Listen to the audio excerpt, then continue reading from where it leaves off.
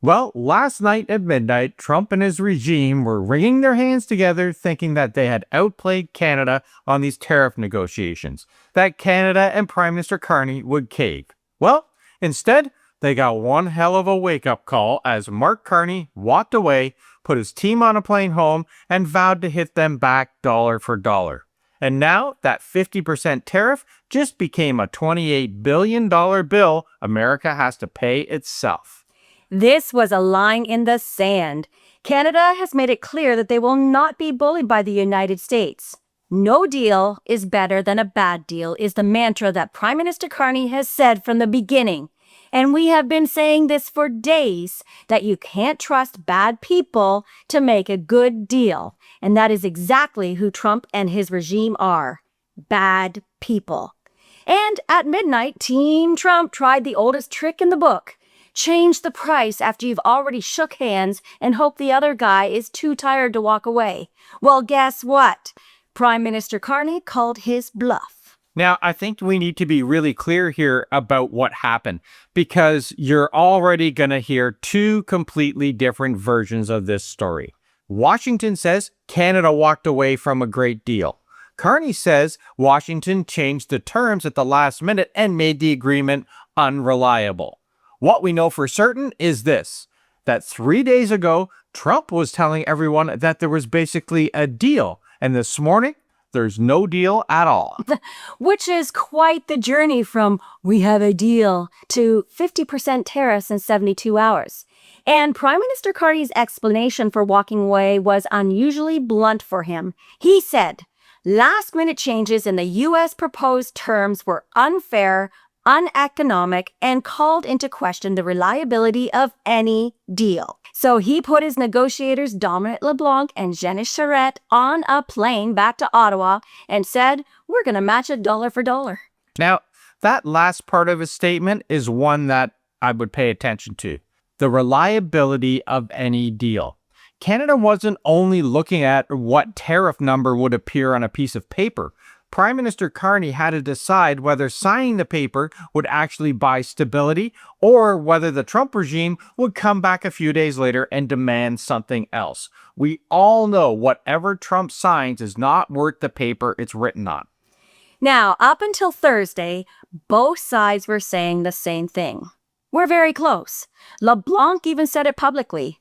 And Trump, he was telling cameras that there was basically a deal. Ottawa was talking about putting U.S. alcohol back on provincial shelves and more dairy access, auto procurement. Nobody was getting everything, but it was getting close enough to sign. And then Commerce Secretary Howard Lutnick decided that close wasn't close enough. CBC reported Friday, 4 sources briefed on the talks, that Lutnick wasn't happy with the draft taking shape. He thought the U.S. could squeeze more out of Canada, and he specifically hated cutting that auto tariff from 25% down to 15%. He wanted to keep that pressure dial higher. So, CTV's late reporting filled in the last hours of the negotiations. With only a couple of issues left, the dynamic around Lutnick, it got difficult. Then the U.S. terms changed enough that Canada looked at the new paper and said, no way, man. And this is where Prime Minister Carney had to make a hard decision. If you accept a deal under a midnight threat after the other side changes the terms at the last minute, you know what you've done? You have just taught them something about how to negotiate with you next time. Hold out until the deadline, increase the pressure, and Canada will just bend. Prime Minister Carney apparently decided that he was finished with that game. His message was basically, if the agreement can be rewritten while we're standing there waiting to sign it, then what confidence do we have that it will still mean the same thing 6 months from now? Especially with the full CUSMA relationship still hanging in the balance. Now, Trump's sycophant Jameson Greer, of course, he tells it the other way. That Canada added new demands and walked back commitments, and that, America was ready to give Canada the best agreement any major exporter gets in the world. Look, you don't need to be in that room to see what happened here. You just need to watch the sequence. Wednesday, Trump says, we have a deal. Friday afternoon, Lutnick is reportedly pushing for tougher terms. Friday night, the tougher terms land. And later that Friday night, Carney suspends talks and calls his team home. That's not a mystery. That is Trump and his team doing their usual lying. So Carney refused to sign it at midnight under threat. And this was a textbook bully tactic that Canada said a big F you to. Trump has proved again and again that he's unreliable, and this is just another message to the rest of the world to never trust what this guy does. Now, Canada's retaliation was this. They said that they're going to match the new U.S. tariffs dollar for dollar on American imports. And hey, Doug Ford backed it within minutes. He was like, tariff for tariff, dollar for dollar, Team Canada united. And Premier Wab Kinew, we already know, echoed the same tone, what we've seen all summer. No CUSMA, no boozma. The real story here is that Canada didn't get rolled. Canada didn't beg for an extension. And Canada, we are not signing a deal that we don't trust. Now that is a spine. And Prime Minister Carney also has the backing of the Canadian public. The latest Leisure poll says 56% of Canadians say they want Canada to take a hard line on this, and 74% support export taxes on natural resources. That is a united front that he's working with. Indeed. So let's talk money, honestly, because we have spent 7 videos telling you the truth about tariffs, and we're not going to flip it now. So, when Canada ships a targeted product south, the U.S. importer pays that 50% to the U.S. government at the border. And the American company either eats it, raises the price for Americans, squeezes the Canadian supplier, or stops buying it. Which is why those U.S. chamber voices were already saying Americans will see their costs go up this week. For Trump, 50% on our stuff, the bill lands on the U.S. But, and this is important, the same rule works in reverse. When Canada hits back dollar for dollar on U.S. imports, our importers pay that tariff to Ottawa. Some of that will show up in our prices as well, because matching, it hurts both ways. But it does raise the obvious question. Why do it? Because tariffs are supposed to create pressure. If only one country applies pressure while the other promises to never respond, then negotiation becomes pretty easy for the country holding the weapon. Then the danger here is that you can also get trapped in an escalation cycle. Canada retaliates. Trump responds to the retaliation. Canada responds again. And before long, both governments are trying to prove that they can tolerate more pain than the other. Nobody should pretend that that's good economic policy. That's why you're hearing that export tax debate again. Those stories popped because the pain was on the American buyer who can't replace anything like that fast. We all own the pots that America can't cook without.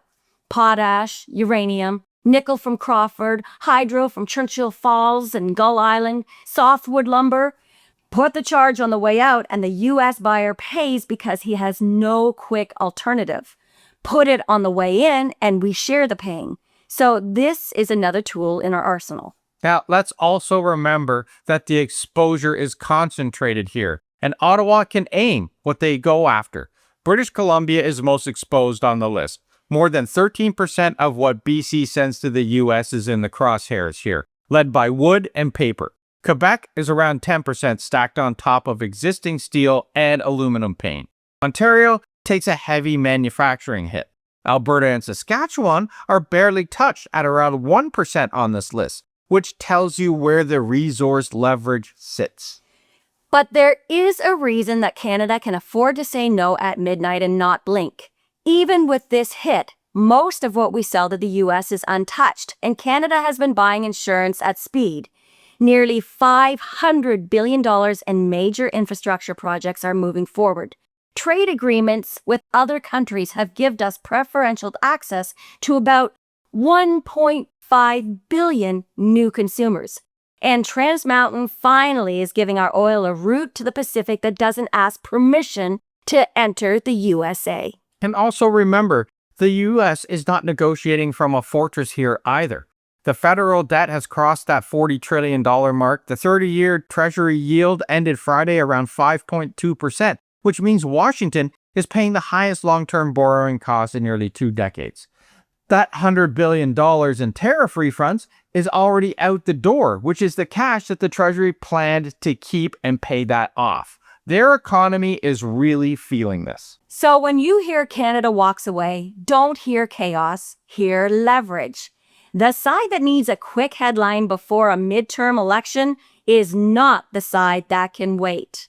The side with the nickel, the uranium, the hydro, the potash, and the 1.5 billion consumers on paper, we're the side that can wait. So we obviously want to hear from you about this. So here's our question for you today. Was Prime Minister Carney right to walk away and match dollar for dollar tariffs? Or should Ottawa have taken the tougher turns to keep the product moving and bend? Tell us what you think, and while you're down there, check out the pinned comment for a link to our Substack where we dive deeper into this and it gets very spicy. And also, don't forget to give this a like, a hype, and a share so other people can weigh in on what's going on down south. Thanks for watching, everyone, and we'll see you tomorrow. Ciao for now.